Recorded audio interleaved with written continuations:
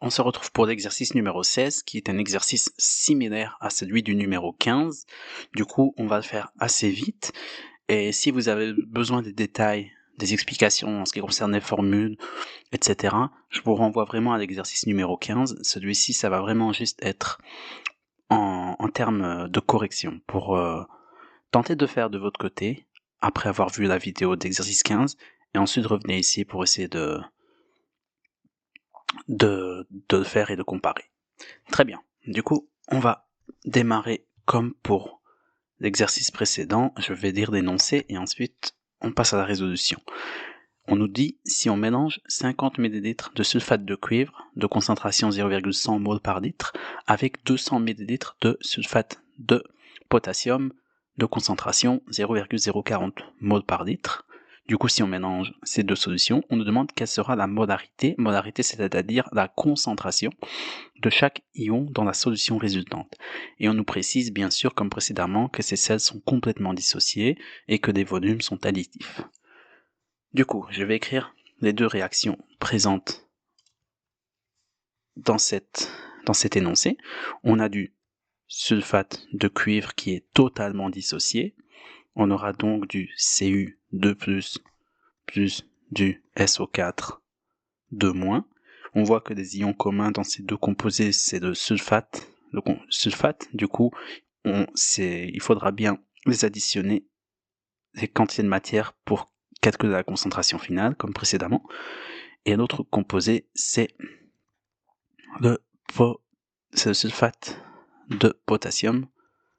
Ici, on a une stoichiométrie de 2, du coup, dans les calculs des quantités de matière, il ne faudra pas oublier de multiplier par 2.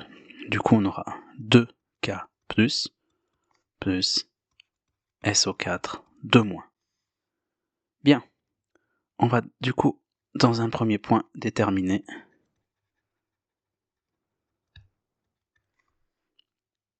les quantités de matière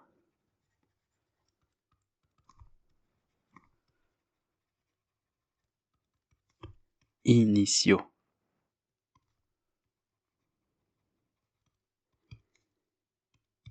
Très bien. Du coup, on va déterminer la quantité de matière des ions Cu2+. La formule, c'est C fois V. La concentration est de 0,100 mol par litre, fois le volume qui est de 50 ml, ramené en litres, ça va faire 0,5 litres. Et ici, bon, je vais pas noter, mais c'est des mols par litre. Et ça va faire comme valeur 0,05 mol. Ensuite, je vais écrire ici comme précédemment, on a la réaction A et la réaction B, et ça, c'est le calcul de A. Et maintenant, je vais calculer la concentration la quantité de matière des ions sulfate de la réaction A. Et en fait, ça va être exactement pareil. On a une stoichiométrie qui est identique et des valeurs de concentration et de volume qui sont identiques vu que c'est le même composé. Du coup, ça fera également 0,05 mol. Très bien. Maintenant, on va calculer pour la réaction B. Je vais d'abord calculer les ions sulfate. Pour la réaction B, on a C fois V qui sera égal, ici, on a une concentration de 0,040 mol et un volume de 200 ml.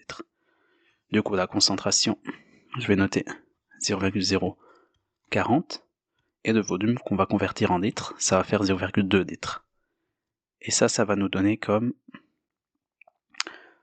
valeur 0,008 mol. Et maintenant, on va calculer la concentration des ions potassium. On a C fois V. Du coup, on a pareil 0,040 fois 0,2 à la différence près qu'on va multiplier de tout par 2, car ici on a 2 fois plus d'ions potassium que d'ions sulfate, et du coup ça nous fera 0,16 mol. Parfait. Du coup, je vais inscrire en codeur. Ici, ce sera la quantité totale d'ions Cu2+.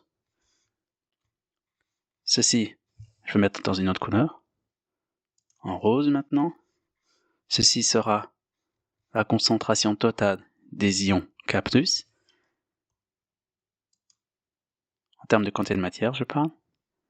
Et enfin, pour les ions sulfate, en fait, on aura ceci additionné à ceci.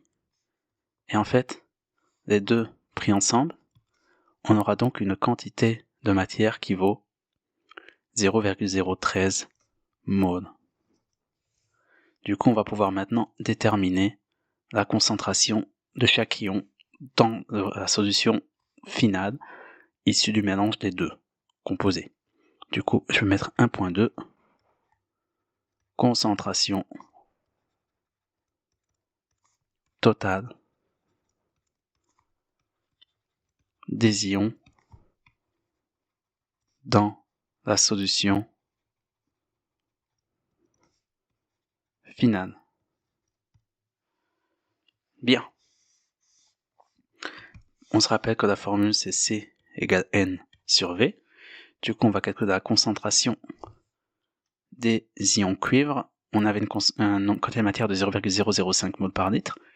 Du coup, ça va faire, je vais noter ici, Cu2+. C'est pas très très beau. Je vais réécrire plus proprement pour que ce soit clair pour tout le monde. Du coup, concentration des ions Cu2+ est égale à 0,05 mol.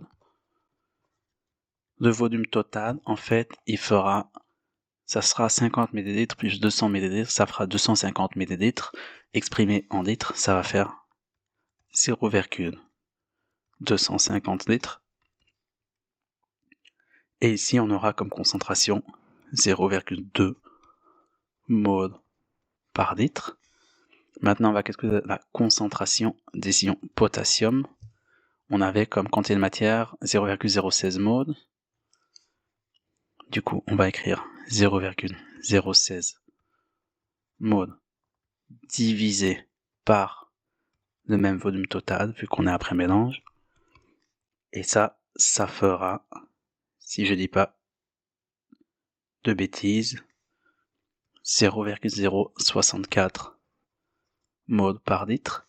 Et maintenant, on va calculer la concentration totale des ions sulfate, qui, pour rappel, se trouvait dans les deux solutions, et vu que les volumes sont additifs et que les sels sont dissociés totalement, on peut additionner ces deux-là, et on va tenir compte de la quantité totale des ions sulfate dans le mélange final.